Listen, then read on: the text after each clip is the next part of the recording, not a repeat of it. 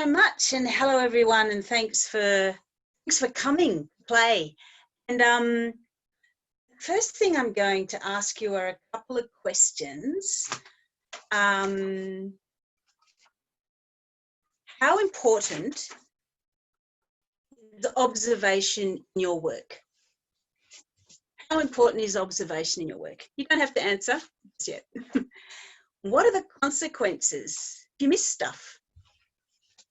I'll move all this stuff around. So, okay. How would you assess your ability to read a room, whether you're a facilitator or not? How would you assess your ability? Let's put that over there, read the room. So there are three questions that we'll return to at the end, or maybe in the middle. We'll see where the conversation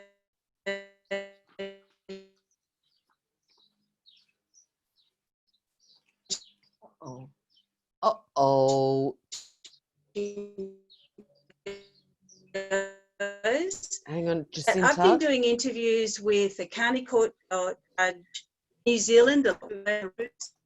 Jacinta, sorry, you're breaking up really badly. Okay. And we keep losing your vision. Okay. All right. Just a sec. I'm going to go back to mobile hotspot. Let's go back to hotspot. Okay, wait. Fantastic.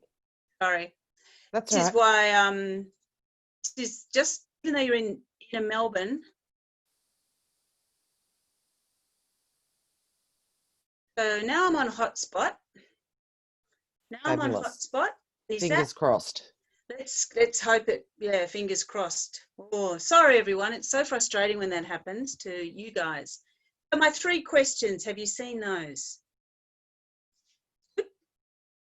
Great. And don't hesitate to call me if I'm breaking up. I'll just wing it. I'll turn the video off and just talk, all right? I saw two. I've got the, how would you assess your ability to read the room, and how important is observation in your work?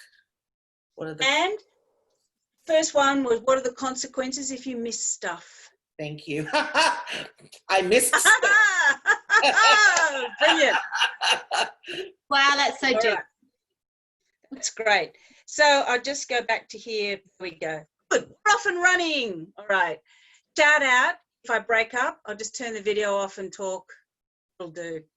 So now what I'd like you to do before I break up again is look around the room you're in, your desk, your garden, wherever, and find an ordinary everyday object. Anything. I've got a peg. All right. Pick up an ordinary everyday object. Have a look at it. Oh, there you go. That's great. Have a look at it from underneath, from beside. Look up close. Look far away. It's an ordinary everyday object. Now I'd like you, hopefully you've all got your phones with you. I should have said that at the beginning. Take a photo of that ordinary everyday object. Just take a photo of it. We don't have to see it. Just take a photo. Joanne has to go off and get her phone. She's leaving. Sorry. So have a look at your photo. Sorry, Joanne, we'll wait for you. Sorry about that. Add facilitator, forgot to say, you need your phones. We just took a quick photo of that ordinary everyday object, Joanne. Now have a look at your photo. Does your photo look like that object? Shake of the head. If it looks like the object, take another photo. It doesn't look like that object. Get in really close, find a different angle, an aspect of it. Take a photo that doesn't look like that object.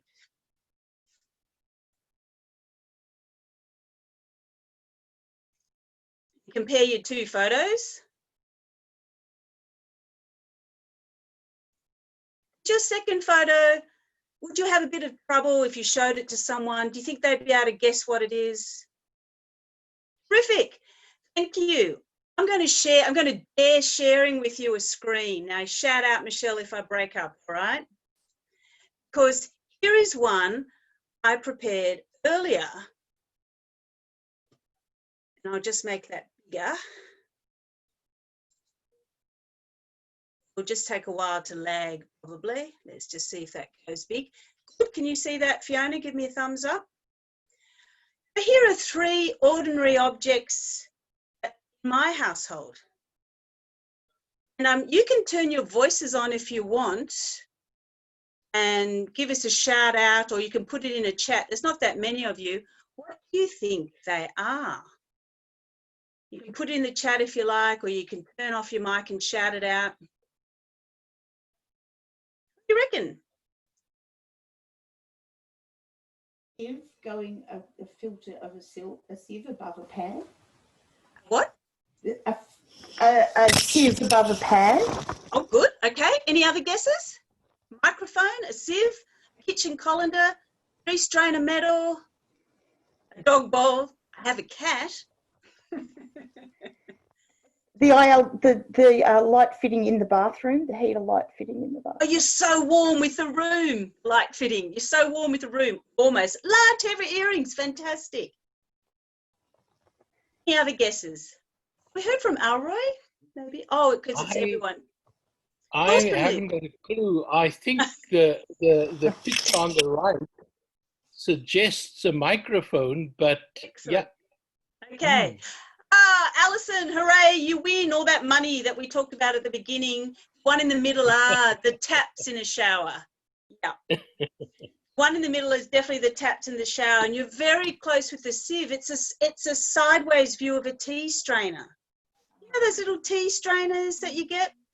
Then the one on the left, one on my left, the first one that you can see, where it fills the whole frame and it's a round circle. It's getting my left and right mixed up here. That's my washing machine. Oh, yes. That makes sense. Okay, so really the whole point of that was just to check that you're still awake. Good, you're still awake. And it's one of the examples that I use in what I call my Facilitography workshops. And all that exercise does is get people to look at ordinary everyday things in a different way. So in terms of photography, we talk about finding the foreign in the familiar, or as John Stuart Collis said, he's an Irish ecologist from way back, and he wrote a great book called The Worm Forgives the Plough. And he basically said that the most ordinary things are extraordinary if you take a slightly different perspective. What he says about potatoes is nobody's business, but it's a great book. He says how we see changes what we see. And in my Facilitography workshops, I just give people really simple exercises like that. And there's so much profound stuff behind it. It's in the doing and in the experiencing that people leave with a real lift from these workshops and a real sense of energy. It's not just about pretty pictures though. We'll get into why it's important later. But what we just did then, am I breaking up? Cool. Right. What we just did then was, remember I asked you to take the first photo looked like the object? So don't take this the wrong way, but if you look, you're liable to see the expected, right? So where will I put that? I'll put that there. You're liable to see the expected if you look. And I'll just move, just bear with me while I move these questions over. I told you it would be interactive. We'll come back to those later. If you see,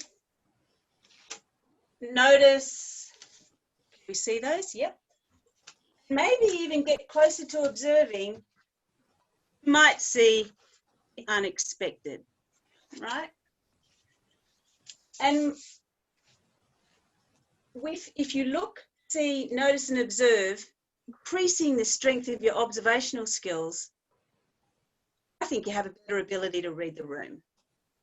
That's why I think street photography, I'll get on to why that sort of photography is a really good way, a really gentle entry point into facilitation. Even if you're an experienced facilitator, but certainly if you're a beginning facilitator, everyone takes photos on their phone.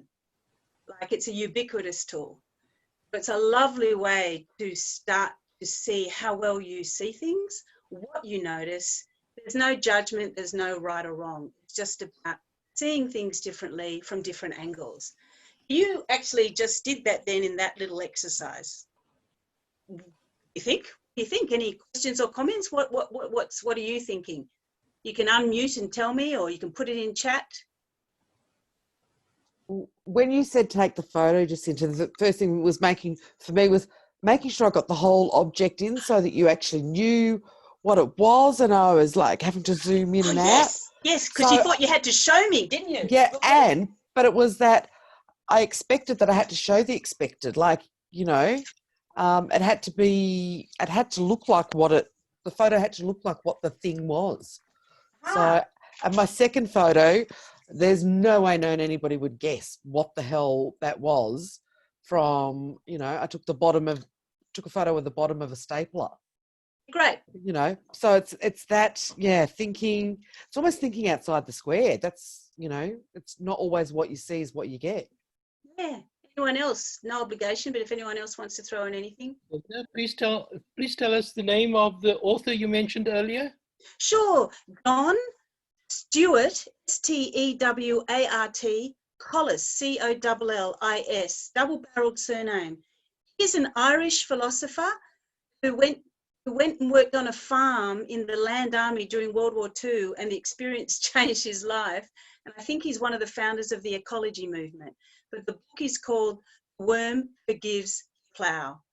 And it has so much in it about looking and seeing. Thank you. Is it Don or John? John, sorry, John. Thank you. I can share all these after too. Thanks.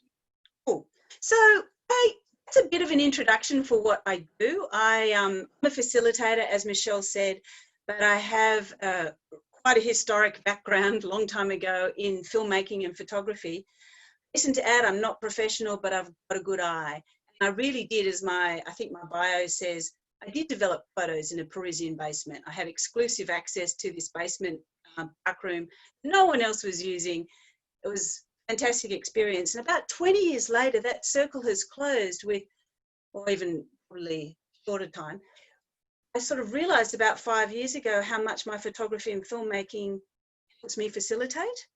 So yes, I'm a facilitator, but I'm also now sharing over the last 6 months or so, helping people get better at noticing. I started with facilitators, but judging by the people coming to my workshops, because we walk around and take photos, better observers not only make better facilitators, but better project managers, better building, developers, those bad guys, but they love it. They're teachers, the team leaders, and as Warren Bennis and Max Bazerman, two professors from Harvard, say, better observers make better leaders. So there's a fellow called Saul Bellow who wrote a book called The Actual, and it's a novella, and he invented the term first-class noticer. I read that book and I thought it was fantastic. Lo and behold, all these business writers have taken that term first-class noticer and applied it to how you become a better leader. So now I have all this Harvard research to back up my intuition. Better observers make better facilitators. And I'm backed up by this wonderful woman called Professor Ellen Langer, who is a mother of mindfulness. That's what she's called. And she not only says that better observers make all those other things, in her research, she's shown that if you notice things, you are more engaged. We all probably know this, we're facilitators. If you notice things, you're more engaged. If you're more engaged, you're more content, you're more mindful. And she talks about how noticing can make you more mindful. You can do it without meditation. She's not dissing meditation, she's just expounding the values of noticing. But lo and behold, my intuitive belief about photography and film and noticing and facilitation is actually backed up all this research. I can share all those resources with you later. I use street photography to help people get better at noticing. And I'm going to share the screen. I've only got 2 more slides to share with you. And it looks a little bit like this. Just bear with me while we do it and we make it bigger. Oh, and that's the wrong one. There we go. Fiona, have you seen a different slide now? Yes. Excellent. So on the left, I don't know if you can see that. Can you see the painting that they're all taking a photo of? Mhm. And it is Mona. Lisa at the Louvre. Hey, do you know that 80% of visitors to the Louvre only go to take a photo of the Mona Lisa? What a waste. I mean, lovely, but there's so much else there. Anyway, there they all are, taking exactly the same photo. And for me, that sums up photography like a package tourist. You're right out of the bus. It's not really anyone's fault. The tour guide says, there's the Eiffel Tower, or there's Sydney Harbour Bridge, or there's Federation Square, and everyone takes a photo from exactly the same position. They've either seen it on a postcard, or that's what's expected. Maybe back to Michelle's point, sort of what you expect to do. Whereas I tend to encourage people to take photos like a street photographer, the woman on the right, with the tats, and you know, it's a little bit more rough and ready. I think it equates to facilitation really well, because you've got to be really patient. You've got to hang around in a street corner and wait for the opportunity to come to you. When it does, you've got to pivot, move really fast, respond. You have to work with what you've got. You have to work with what you've got. You've got to follow the room. So I think that's why I've come up with this model. That's pretty much what it's all about. Pretty simple. That's pretty much what it's all about.